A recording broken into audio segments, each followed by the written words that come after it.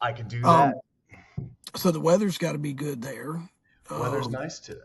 I think from everybody I talk to, that's a trade off for California, right? Just the ability to manifest nice weather on a regular basis. It is, there's a lot of traffic to go along with that and outrageous home prices, but the weather in Southern California is nice.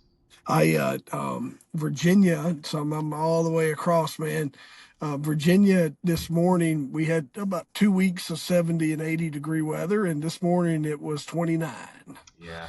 I have a son who's at UK, University of Kentucky, Yeah, and he's been describing the weather. One day it's nice, next day there's tornado alerts, then there's flood watch, and it's just all up and down. yeah, those guys got some they got some extra rain and some more flooding than what we did. Most time where they are, our mountains, we're on the other side of the Blue Ridge, so our mountains knock not a lot of the force out of the storms that come across. Now, if it's a good one and it makes it across, it'll create some wicked weather for us as well. Gotcha. Um, Let me tell everyone who we're working with today, but Brian L. Williams. And I'm excited to learn more about you. Brian Williams, a powerhouse in the courtroom and fierce advocate for justice. As the managing partner of Greenberg Cross LLP, Brian represents survivors of sexual abuse, victims of workplace discrimination, and families affected by nursing home negligence. But beyond his legal victories, Brian's mission is about transformation, giving people the chance to reclaim their lives after unimaginable hardship. He's a dedicated father, mentor, and leader who believes in the power of second chances. Man, I'm excited to learn more about you, man. Um, I was telling you, just a little bit of background in law enforcement around that legal system. Pretty much 24/7. I get a break from the legal system when the wife goes to work. Um, but I'm around it a lot. But what's a day in your life look like, Brian? So I operate a fairly large law firm with offices in three different states. So a day in my life is figuring out which office and which state I'm going to be in at any given point in time, dealing with any court appearances I personally have to make, but more so meeting with clients, interacting with potential new clients, and managing the teams of lawyers that help me get through the day and help me, assist as many survivors as I can. Really?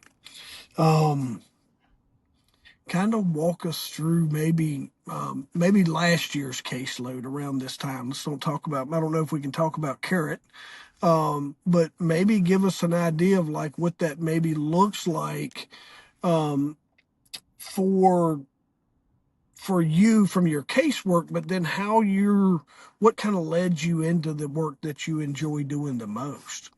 Yeah, so let me ask you the latter part of that question first. So, I've been a trial lawyer my entire career. I've been doing this for a little over 20 years.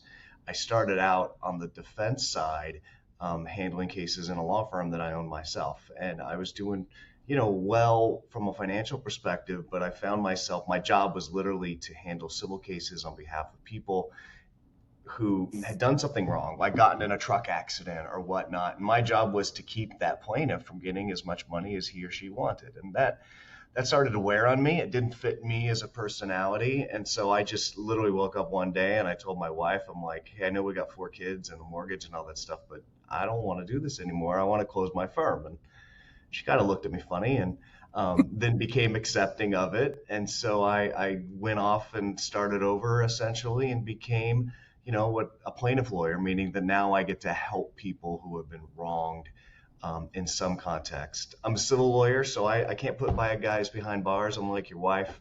I don't have that power. I wish I did at times. I exist to help individuals seek a civil justice or a civil remedy in connection with the wrong, which typically means holding an institution responsible. So, for example, to give you an idea of my practice a year ago or even now, the majority of the cases I personally handle involve childhood sexual assault. Those are Mm. children who have been abused in the context of school, church, recreational activities. I do a lot of sports cases, daycares, things like that. And so, whereas your wife as a prosecutor is putting bad people behind bars, I'm holding the institutions that enable those abusers to work within their environment and have access to these kids. I'm holding those institutions accountable, hoping that they, change their ways so that kids can be protected. It's a and in my world, coming out of the other side, and just kind of I wanted to point this out to you is sometimes what you do is where there's more justice served. I feel like because the preponderance of conviction, where it's guilty beyond a reasonable doubt in criminal court, and it's 51%. Correct me if I'm wrong on my numbers, but it's Yeah, you're right. 51%. We just got to convince a little over half that we're wrong. So you see, and folks, I always like to educate our audience as we go there. So when you read hot cases and high profile cases, and you see that maybe someone is acquitted criminally, it's because that there's a guilt beyond reasonable doubt. It takes 100% of everyone to agree, and then you see that same case where they go to civil litigation, and that person ends up being found guilty of whatever that civil judgment is because of that Yeah. 51% things. And then Brian, tell everyone too along that lines is the rules of evidence are different. They are entirely. So, your point is exactly correct. The most famous example that I always give is the O.J. Simpson case because everybody's heard of it. I mean, he didn't go to jail. In the criminal system, he was found not guilty. He was sued civilly, and the verdict was against him because the standard is different, and it's much harder for prosecutors to secure convictions. And the idea behind that is you're taking away someone's life and you're putting them behind bars, versus in civil court, you're just holding them responsible for money. So yeah, it's a very big difference, but I think they play a role hand in hand. I get a lot of survivors who have been, for lack of a better word, disappointed by the criminal justice system. And I'm not playing politics in this Yeah. conversation at all, but what No. I'm saying is they're disappointed that the district attorney usually cops a plea deal, right? And they're not happy with it and they want to go to trial. And they don't always understand that the reason those plea deals are struck is because exactly what you said, that the chances of conviction are low. And so they come to us to seek another path towards justice that also, I think, does a lot more for purposes of change and non-monetary benefits than, say, the criminal system. Happy to talk about all those, but I think the motivation and the results are two very different things.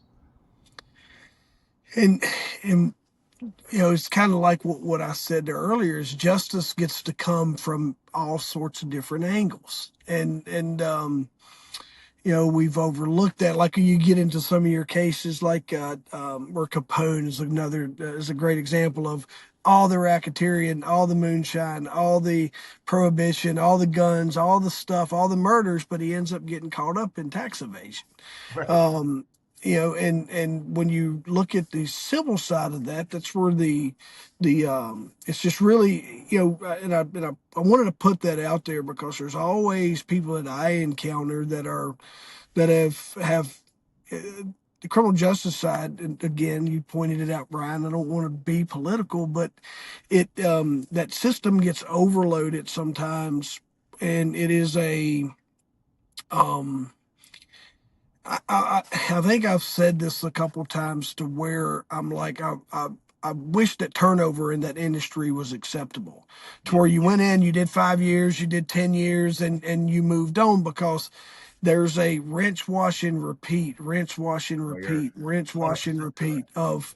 of a daily, what could be a daily grind. And when you hear that same thing, it is in your world is a lot of folks start getting just put into that same mixing bowl of, well, it must have been this is another one just like that one or whatever. And man, I remember, and I'm stealing some of your time here, but I wanted to point this out is when I got to work homicide cases.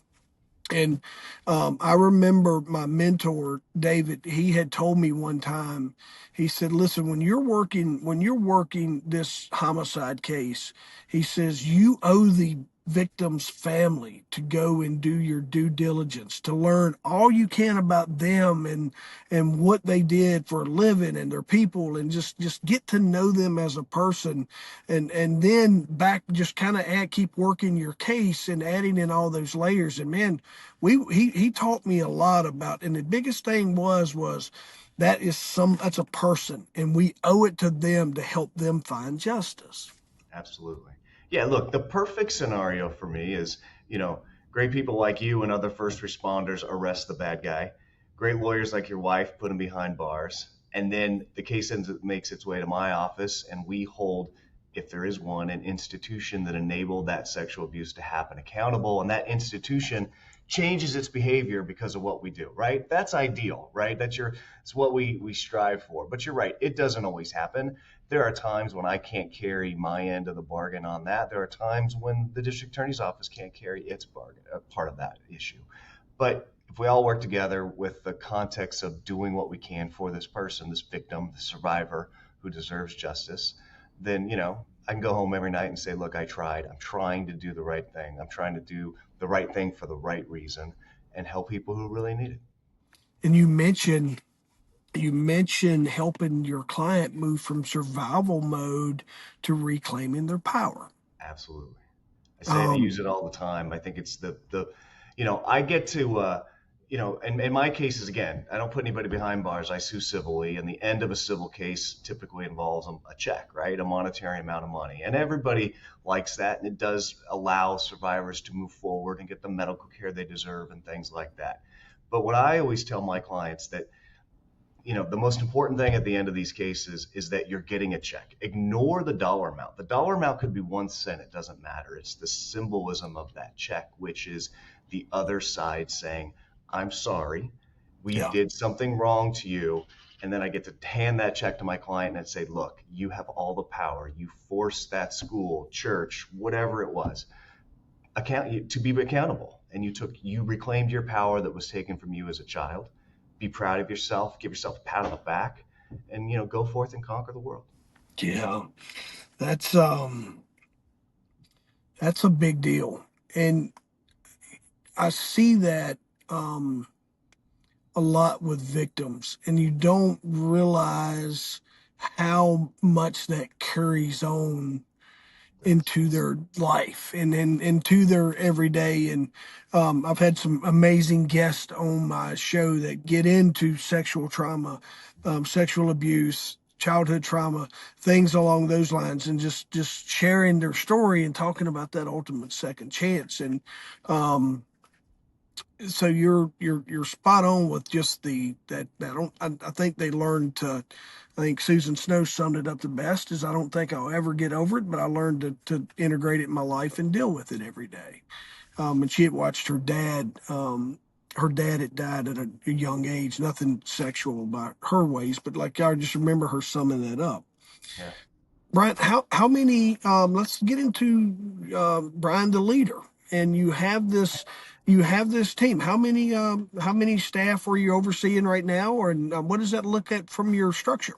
Sure. So at any given day, we fluctuate. We're about 60 people, 60 people spread out in either California, Nevada, or New York. And we actually have some folks that work internationally as well. So, I can, sure, I have the title of managing partner, but I obviously rely upon a lot of smart people who help me manage that team. But yeah, from my perspective, cases start with a phone call or some type of outreach. We have a whole department that screens those people to see if we can help them and whether they qualify. And then it moves into, actual litigation and managing that litigation. And then, coming with that, I mean, obviously I'm operating a business, so we have to run the business side of the law Yep. because if we're not doing that right, then we can't serve our clients. So it's a lot of work, it's a lot of time, but it's well worth the effort. It comes with that title. Leadership typically comes with some type of title of mentorship. And what does that look like? Because all right, let me back up, and I'll just tell you, like, a lot of I was exposed to a lot of things as a kid, right? And I know kind of, I've got to see the evils of the world at an early age. Sometimes attorneys coming through, they're attorneys, and they may not necessarily have walked in some of the darker areas of life. Some have, and kudos to them for their experience. But I think that plays a role. But you get into mentorship and just in a very high stake and emotionally charged litigation. and emotionally charged moments. What does that look like for you on the mentorship side, and just kind of taking that junior associate and walking them through on how to manage your bigger cases? How does that look like from a mentorship side? Yeah, great question. So, when I was a second year lawyer, I sort of inherited a mentor who, later became my business partner, and now he's retired and he's still my best friend. So I understand that, like, I was given that benefit of having a strong mentor. And so I very much try to give that back. And we have a firm where we certainly promote it. But, you know, what you point out in terms of everybody coming from different areas of life and different walks of life with different experiences is really important. And what I think, what law school teaches lawyers to do is understand the law to a certain extent and to think like a lawyer, but it doesn't teach you anything about the day-to-day practice of the law or dealing with your clients. And I think that's a flaw to law school. And to me, so people, lawyers come out of law school and they're like, "Hey, Brian, I'm ready to go." I'm like, "No, you're not. You've never spoken to a human being going through a tragedy in your life. Like, you're probably, 23, 24 years old. You don't have the life experiences to know how to properly address the emotions of that either, right?" And so, the short answer, Jeff, is we hold their hand and we bring them along. And, there's only one way to learn, and that's by doing, right? And you get to do it with people, more experienced lawyers at first. As they get more experience, then we let them take the lead, but still with some supervision. And some lawyers have to make a few mistakes to learn from those mistakes, right? And become better. Yeah. But the human component of what lawyers do, at least my type of law that I do, to me is more important than anything. I mean, I want to hire the best and brightest lawyers from great law schools, but more than that, I want someone who's a good person that can relate to clients, that can be there for that client emotionally, physically, right? So they're, someone that just likes to work remotely from their office or from their home all day, someone who can really be there, not just as a lawyer, but as a counselor. Because I think, lawyers are called counselors at law for a reason, just like doctors. You need good bedside manners, right? Everybody loves the doctor that can level with them and give them the news, good or bad, in a relatable way. And I think the same applies to the practice of law. I think you're right. What you were talking about earlier, I always, when I'm calling someone out for getting ahead of their experience, I'm like, "Hey, man, you're talking about chapter 10. You're only on chapter one." Um, I like to do that, but you have to teach that, and that the compassion side and I always, even in your role, I always kind of insert myself. I was hiring for you, like, "Hey, go find me." And man, as I always, even in people facing industries, if you can hire on character and drive and core values and all those things, you can teach the rest of it. Um, Finding someone who just has the ability to talk to people. Yeah, you used a key word for me, which is core values, and we have core Yeah. values, and I think it's very important that you hire for culture, like meaning, are you going to fit within the group of people that you're going to work with, right? Because if you don't fit, it's not going to work out. And can you adhere to the fundamental core values of, if it's my law firm or whatever business you're applying to, because that business operates pursuant to those core values, and you're not going to be successful if those core values don't fit you. So I Yeah. agree with you 100%, Jeff. I think a lot of entities, not law firms, just as a whole, miss that, and they just think, well, that person finished one in their class, so they must be better than the woman that finished 12th in her class. Well, that doesn't mean anything. I mean, actually, the person who finished 50th but scrapped their way through and is a street fighter might be the perfect person that you want to hire, right? Everybody has different backgrounds and different levels of expertise that fit specific positions, and that's true in the law, and I'm sure it's true in law enforcement. It's true in almost every business. Yeah. Even mentoring business owners on recruitment, they're like, "Well, I don't want to go cherry pick my competition staff." I'm like, "No, no, no, we don't do that. That's not good." I said, "But when you're in the customer service industry and you find someone that is going above and beyond, and you might see that someone holding the door, you might be at your gym. I used to find my best teammates when I would go to the gym I worked out at, and I would just watch someone set their weights down, go over, help Sally move the bar, or just stop and say, "Hey, you're going to hurt yourself. This is how you do that move," or what. And I would watch that happen. And I would pull them aside and be like, "Hey, seems like have a knack for people. Let's talk. I want to. What are you doing for work? Yeah. If you ever think about this, let me know. Right. Um, Yeah. I have a similar success story. There was a woman who worked for me it's probably about 4 years ago or so now. And she started from a temp agency as a receptionist. Like we needed a receptionist.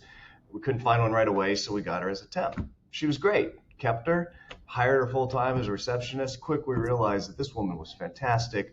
Way more, we weren't using her to her best ability. We made her a victim advocate, meaning someone that could talk to our survivors. She learned all about how to deal with those interpersonal dynamics. She excelled at it.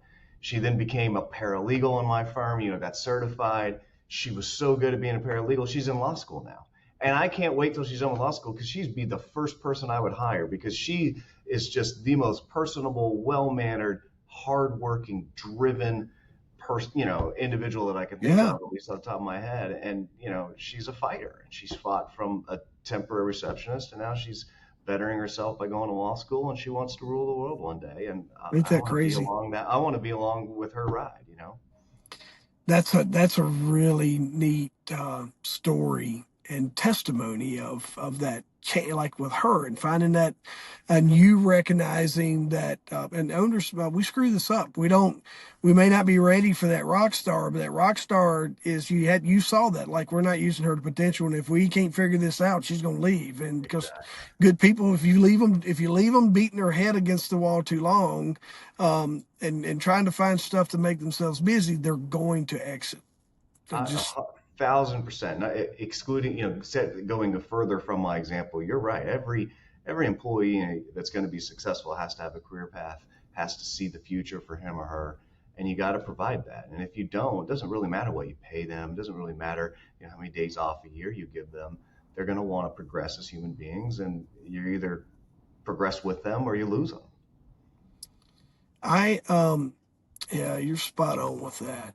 The other thing I've been doing a lot, Brian, is I've been teaching a lot of business owners AI and just simple implementation and integration. I was curious, um, how are you all, if you are you deploying AI, and are you all um, I think you're early adopters. I think I want to tee you up.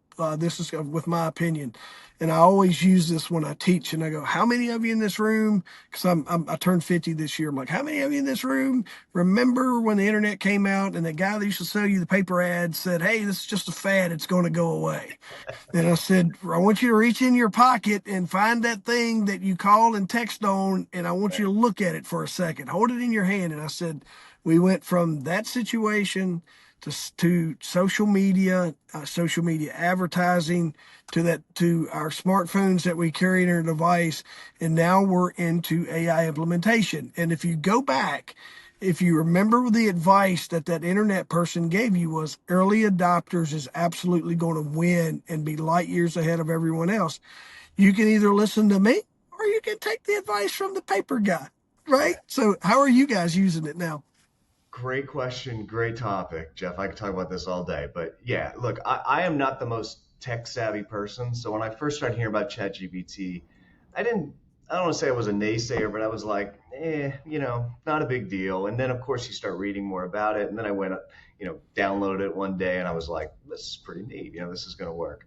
um, I'm now, as a business owner and as a father, in terms of what I tell my kids and stuff, I'm a firm believer that AI is not only here to stay, but it's gonna, take over our daily lives and transform the way Yeah, businesses operate and society functions. I'm not ready to go as far as, Terminator and the AI is going to take over and, and, yeah, and get rid of the humans. I'm not there. Um, but I do think that, as a business in the law, as a lawyer, we have to adapt, and we do. I tell my employees, I actually kind of started doing this about 6 months ago. I said, look, AI will not replace lawyers, but lawyers that don't know how to use AI will be replaced with those that do.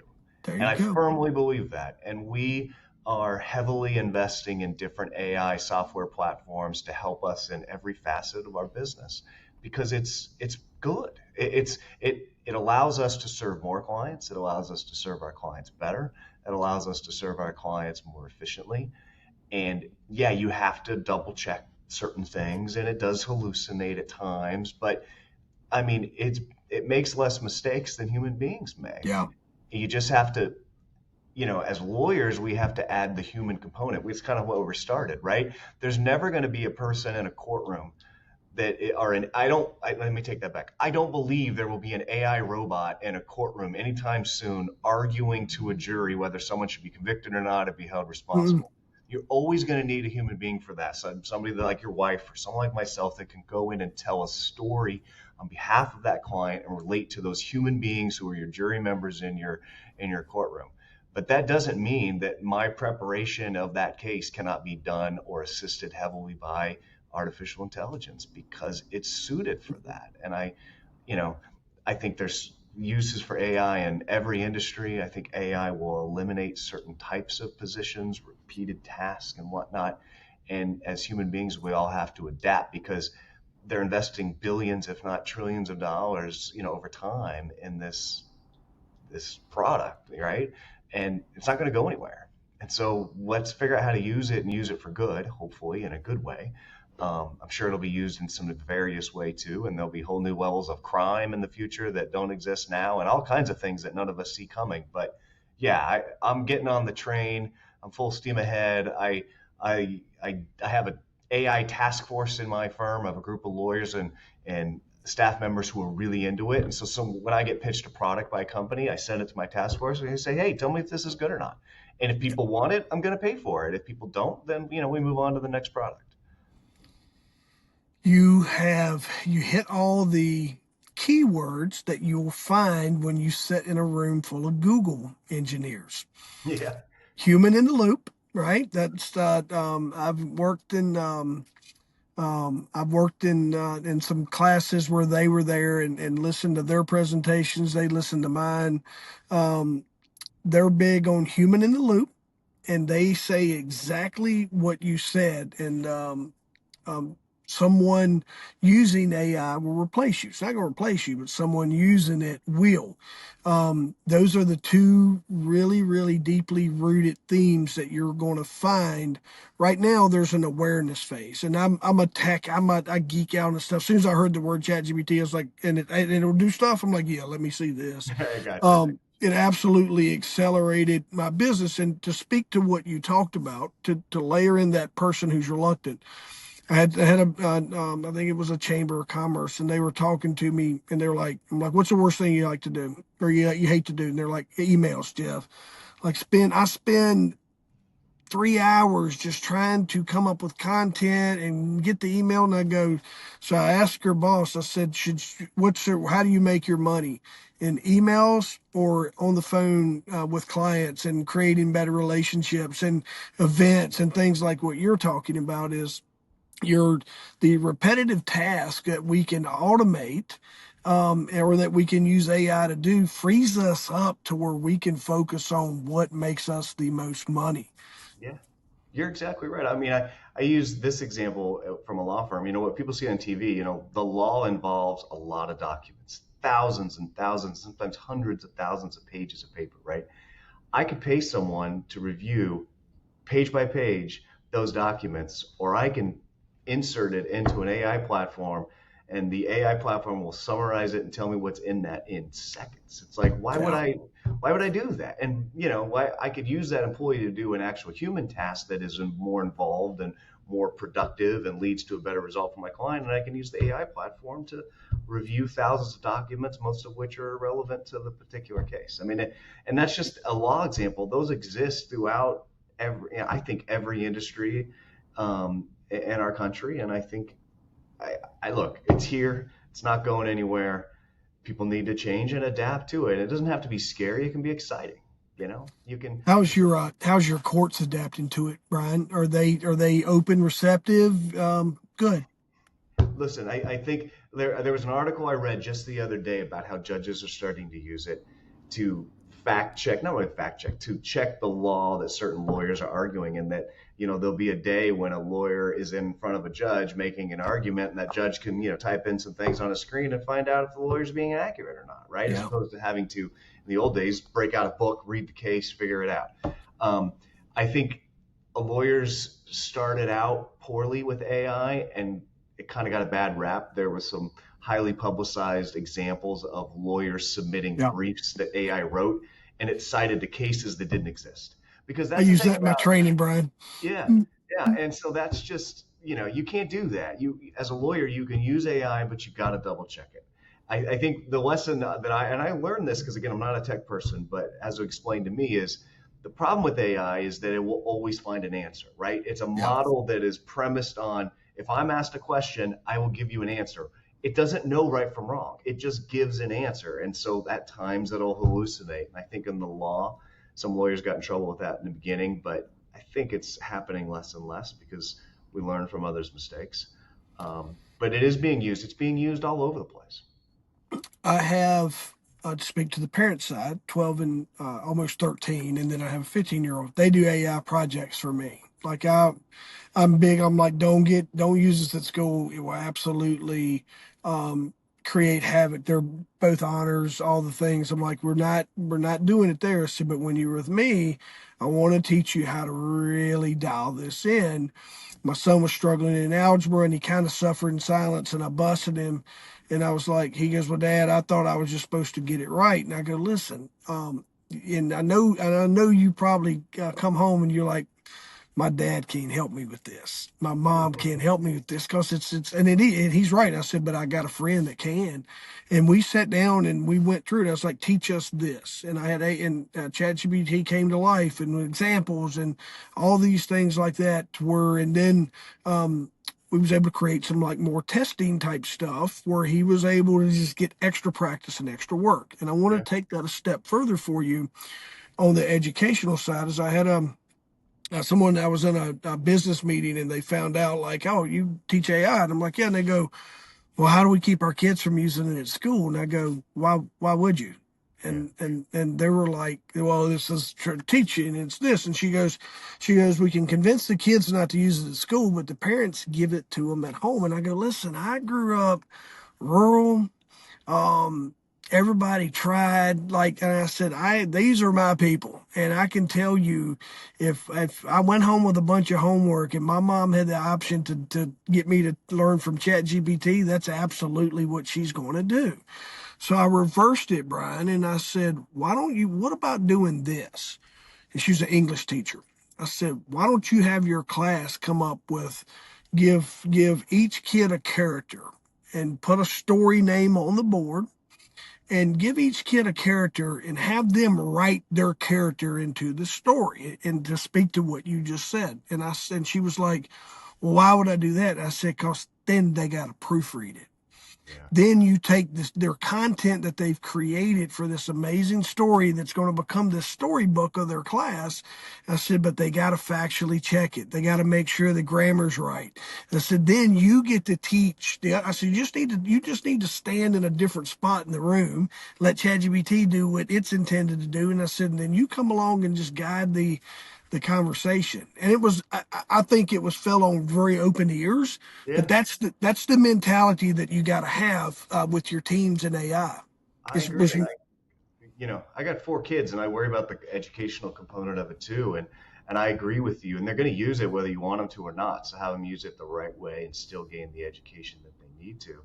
I also think it's important, like for youth purposes. Like, I got two right now that are in college, and they're, what do you want to be when you grow up? And I think every time they answer that question, I'm like, okay, is AI going to take over that industry? Because you got to, that may not That's be the right. best place to invest 4 years of your life, right?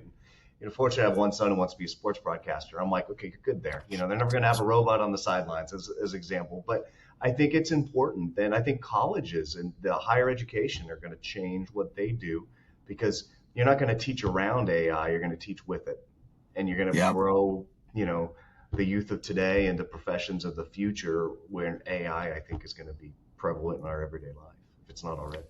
To beat that into ground a little more, and I think what I would encourage your staff, I teach this when I teach it, and I said, if you're really strong in an area, AI is going to amplify that fivefold.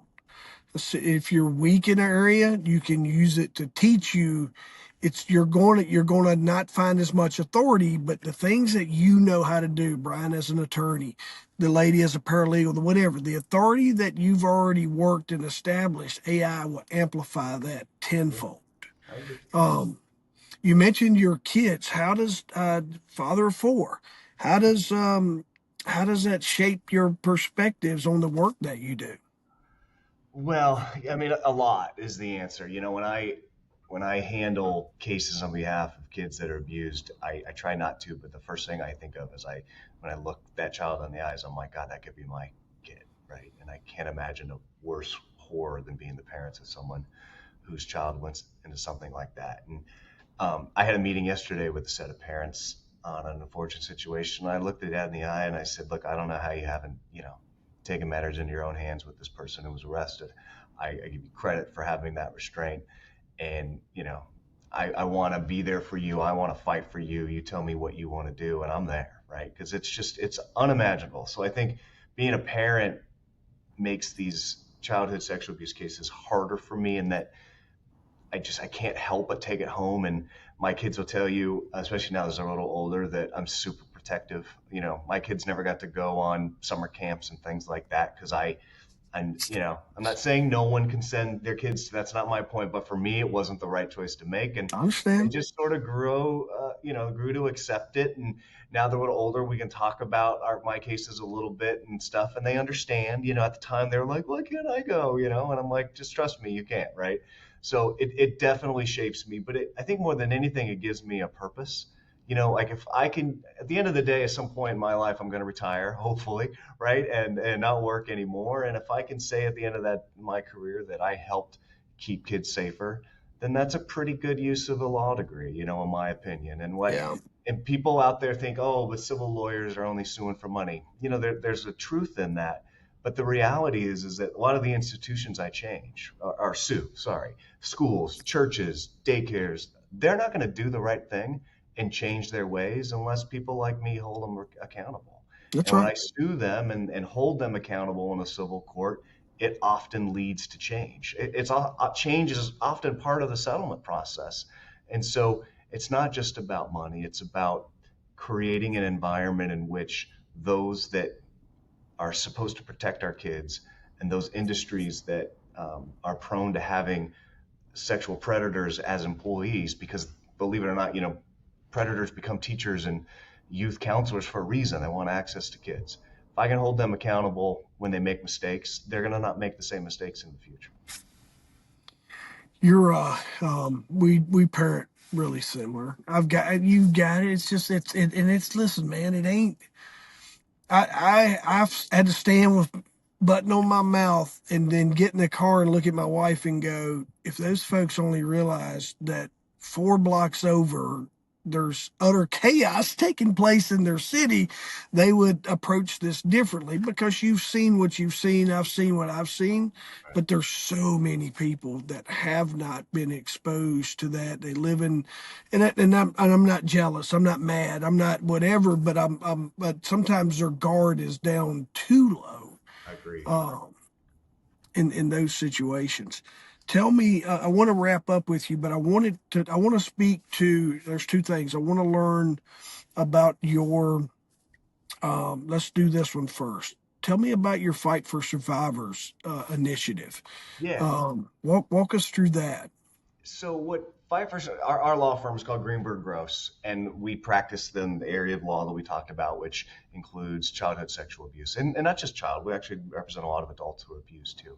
Um, we started an offset, if you will, called Fight for Survivors. It's a website, fightforsurvivors.com. It's really a brand, if you will, but it's a website that has a lot of educational material for people to learn about the signs of abuse. Because quite frankly, a lot of parents don't know what to look for. Right? They might notice a change in their son or their daughter, and they might wonder what's going on. And a lot of times, that son or daughter isn't going to want to share these horrific details. So it's out there as an educational platform so that you can learn what to keep an eye on for, what common scenarios we post, news stories, not just about our cases, but about cases filed by others, to just raise awareness of the problem The fact, I think a lot of people think that child abuse doesn't happen in every community, but it does. I don't care where you live. I don't care how exclusive of a neighborhood you live in or how, rural of a neighborhood you live in. It's there. And Fight for Survivors is just our attempt to connect with the survivor community and those individuals that are, might be parents or loved ones of survivors, so that, give them access to materials. And if they want legal help as well, that's great. It serves both purposes. That's I was sharing that with the wife and then another advocate that I work with. Okay. I sit on, I don't talk about it a lot, but I still part of my public safety career, as long as it's as far disconnected as I am with that now. I sit on another, just a childhood death review committee. Mm, And so that's, I enjoy. I hate it, absolutely hate that. sure. But it's part of what I enjoy, as like with you, Brian. What I wanted to ask you to kind of leave everybody with, and I wanted to really I saved this to kind of just speak to your potential client and the survivors and the victims. But what are some of the biggest misconceptions people have about survivors or individuals taking on these powerful institutions? So, look, I think it's a very scary process, right? I mean, survivors of assault or abuse, they stay silent for years, right? And they stay silent for a variety of reasons, typically because they might be embarrassed about it, they have a fear of not being believed, they have a fear of being blamed, whatever it is. And so the thought for a survivor who's already going through those kinds of emotions of then turning around and suing, whatever, the Catholic Church or the largest high school in a town or a major university is scary. And I think, again, lawyers are not just lawyers, they're counselors. And I think part of the major roles that I play in these cases is counseling my client to say, it will be okay. I know it seems scary, but at the end of the day, once you file a lawsuit, we're on a level playing field. They have lawyers, you have lawyers, we're there for you. We're going to be there and walk you through the process and make what can be daunting and scary for someone who has never been in a lawsuit for as comfortable as we can, because we do it every day. None of this stuff is unusual for us. We sue the biggest and the baddest every single day, and we'll take good care of you. And I also don't tell them it's not going to be easy. There are going to be Yeah. hard parts. There are going to be times during a lawsuit that you hate it. You don't want to pick up the phone when I call. You don't want to respond to my emails. I won't take it personal. I understand. But if you look at those as short-term losses, right, or short-term pains that can lead to a lifelong sense of accomplishment for you doing the right thing, and bringing a lawsuit to seek your form of justice for what happened to you. Who, Brian, talk to that person, how they can get in touch with you, and who that ideal client is for you, and who you're looking for. Folks, you're as you're listening to this, you're going to know someone, and you that needs to hear this episode. And I don't, if you don't share the full episode with them, this is a part that I want you to make sure that you share with your friends, or if it's you, I hope this part speaks to you the loudest. But speak to that for us, Brian, as we wrap up. Sure. No, thank you. So, in terms of types of cases, again, we talked a lot about sexual abuse, but we also do physical abuse cases, and we have children, whether that's bullying or assaults, physical assaults that occur in the schools. The point is, if you know someone who's been taken advantage of and mistreatment because of their vulnerabilities as being youths, we're there to fight for them. We also fight for, elders who are mistreating in the nursing homes. Unfortunately, in our society, as we get older, a lot of us become dependent upon care and outside care at a living, care facility or nursing home, whatever it has. And we become vulnerable again as we get older, right? And we're dependent upon the staff members that are there to help take care of us. And they fail and they make mistakes. I see sexual abuse cases in nursing home environments. I see physical abuse or maltreatment or mistreatment. You name it, it happens. Basically, if you're fall within that category, firms like us are there to help. And you can specifically reach out to me through Greenberg Gross. That's the name of my law firm. If you Google it or you Google my name, it'll pretty much pop up. We have a website called ggtriallaw.com, or like Jeff mentioned, easier to remember, fightforsurvivors.com. Specifically there, you hit any one of the contact buttons, it all rings to the same place. Um, Man, I appreciate the work you do, and I appreciate you giving me a brief moment to get to know you. And like I had told you, we're connected through my law enforcement background, and then the work that my wife does. And anything that I can do to support that mission, please don't hesitate to reach out. But you're helping people, and when I talk sometimes and speak, I speak about breaking curses, and this moment and these what your victims are experiences can build this really a a a something that can be passed on to other generations, and that is where the breaking the curse comes from, is we Yeah. can put a exclamation point on it and it stops here.